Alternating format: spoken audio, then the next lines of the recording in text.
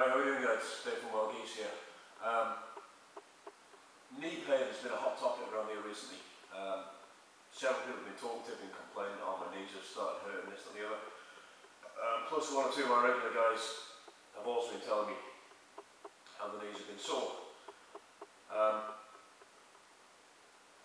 A common cause, it's not the cause in every case, is tightness through the quads. Alright? That tightens up, it's going to pull on the knee joint, alright? The quads come across, they cross the knee, they're largely responsible for this kind of action. Once they tighten up, they're going to start pulling on the knee joint, start pulling it all out of whack. Alright? There are several stretches you can do, but the favourite one we use here, the one we tell people to do, is as follows. You place your foot up against the wall, get into a nice lunge position, and then from there, straighten the body up. Now you can see how tight I am today. Okay? Now that stretch will come all the way through, down the front of the thigh there. Now I'm just going to turn the face at the moment. You may notice when you're in that position, your hip cocking out to the side. Right? Make sure you pull yourself up, and you get that nice straight line there. The knee, right underneath the hip coming up underneath the shoulder. Alright? You don't want that hip cocked out, because that means any tightness you have down the outside of the leg, down the IT band, for example, that's not getting hit. So, this is your position here. Alright? Try and get the shoulders back, stay nice and tall.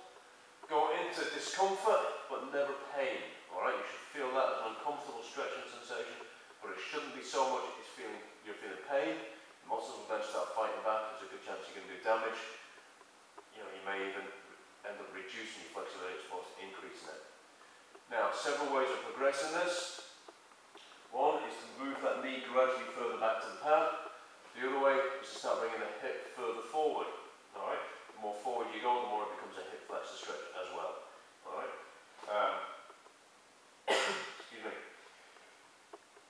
If you're doing this, you're already warm, say at the end of a training session or even in between exercises, you can do some contrast relax, where you take your muscles, your quads, your hip flexor, and basically tense out as much as you can, squeeze them hard, and when you release, you'll gain an extra little bit of motion.